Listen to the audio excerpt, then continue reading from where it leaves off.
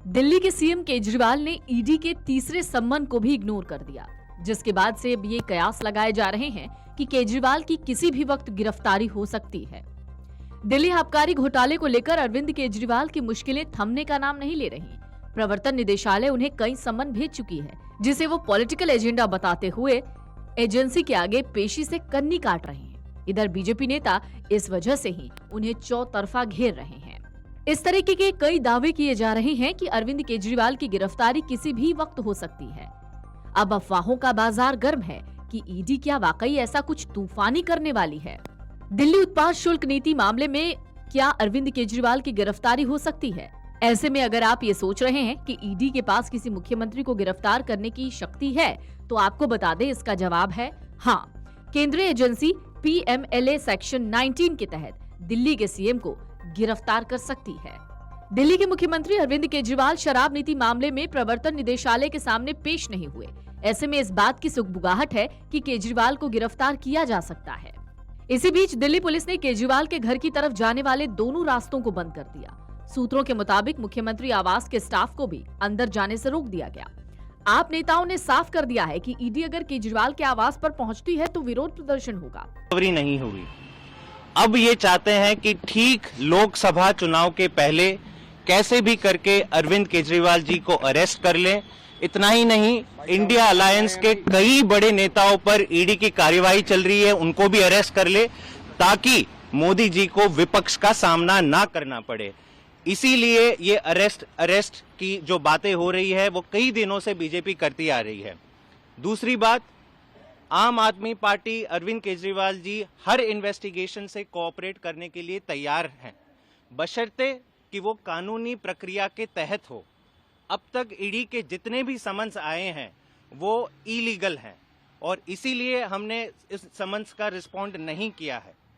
Sir ये खबर कहां से आई कि आज रेड हो रही है? ये कहां से खबर आपको देखिए, और ईडी ने कहा है कि ये खबर फाल्स है, झूठी है, कि कोई रेड आज नहीं हो रही है ईडी की तरफ से। देखिए, पिछले रात को पुख्ता सूत्रों के हवाले हमें पता चला था कि ईडी की रेड होने वाली है, अरविंद केजरीवाल जी अरेस्ट होने वाले हैं।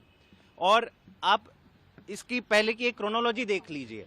जब मनीष सिसोदिया जी अरेस्ट हुए थे तो सबसे पहले बीजेपी वाले उन्होंने कहना शुरू कर दिया था कि अरेस्ट होने वाले। ईडी ने खारिज किया था। क्या हुआ? मनीष सिसोदिया जी अरेस्ट हुए। जब संजय जी अरेस्ट होने वाले थे तो सबसे पहले बीजेपी के नेतागण बोलना शुरू कर दिए थे कि 24 घंटे में इनकी अरेस्ट होना, तैयारी आप कर लीजिए। ईडी ने तब भी खारिज किया था, लेकिन संजय जी अरेस्ट हुए हैं।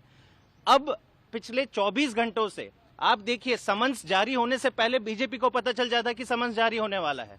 पिछले 24 घंटे से हर एक बीजेपी का नेता कह रहा है कि अरविंद केजरीवाल जी अरेस्ट होने वाले हैं। मतलब साफ है कि अरेस्ट का वारंट अगर निकलेगा तो बीजेपी के दफ्तर से निकलेगा, ईडी बाद कार्यवाही करेगा। इसलिए हमने कहा है कि ये होना तय है। ईडी कह रही है कि अफवाह है, ईडी कह रही है कि अफवाह है, आज कोई छापेमारी नहीं हो रही है, आज कोई गिरफ्तारी नहीं हो रही है। आप इस पे अभी भी आपकी खबर आपको कहां से मिल रही है? नहीं, जो भी हमें सूत्रों के हवाले ही मिली है ये खबर। और आप सबने देखा कि सुबह पुलिस की बड़ी जो एक गैदरिंग थी केजरीवाल जी के घर के बाहर थी।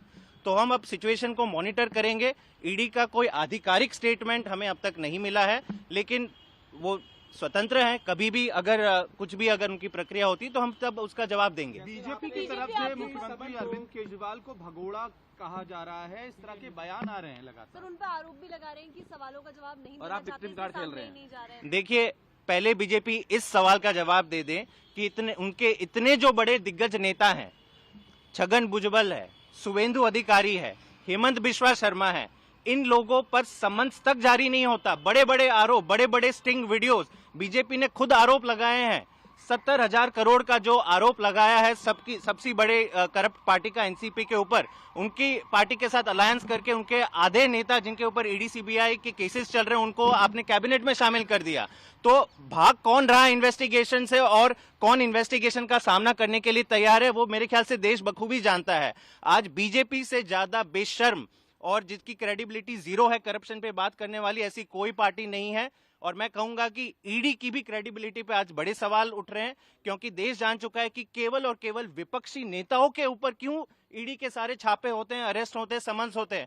और इस वाला जो कथित शराब घोटाला है उसकी तो आप ये बात सब जानते हैं कि 2 साल से इन्वेस्टिगेशन चल रही है। मेरे ख्याल से देश का इतिहास में ये पहला केस होगा कि 1 रुपए तक की आपकी रिकवरी नहीं हुई है, एक पुख्ता सबूत नहीं मिला है, फिर भी आप सारे जो नेता हो है और पूरी आम आदमी पार्टी को जेल में डाल रहे हो। मतलब साफ है, आपको आम आदमी पार्टी को खत्म करना है और ठीक लोकसभा चुनाव से पहले अरविंद केजरीवाल जी को अरेस्ट करना है। आप नेता पार्टी के दफ्तर पहुंचना भी शुरू हो चुके हैं। बीजेपी ने ईडी के नोटिस पर जांच एजेंसी के सामने पेश नहीं होने को लेकर सवाल उठाए। दरअसल अरविंद केजरीवाल को ईडी ने कुल मिलाकर 3 बार नोटिस भेजा। सबसे पहला नोटिस 2 नवंबर को भेजा, जिसके बाद 21 नवंबर को दूसरा नोटिस। हालांकि केजरीवाल दोनों ही बार ईडी के सामने पेश नहीं हुए। इसके बाद 3 जनवरी को जांच एजेंसी के सामने पेशी के लिए दिल्ली सीएम को नोटिस गया। इस बार भी केजरीवाल ने दिल्ली शराब नीति मामले में पेश होने से इनकार कर दिया। भले ही केजरीवाल ईडी के सामने पेश नहीं हुए, मगर उन्होंने जांच एजेंसी को एक लिखित जवाब भेजा। इसमें उन्होंने नोटिस को अवैध करार दिया। दूसरी ओर पार्टी का कहना है कि केजरीवाल को बार-बार नोटिस इसलिए भेजा जा रहा है ताकि लोकसभा चुनाव में उन्हें प्रचार से रोका जा सके। केजरीवाल को गिरफ्तार करने की भी साजिश हो रही है।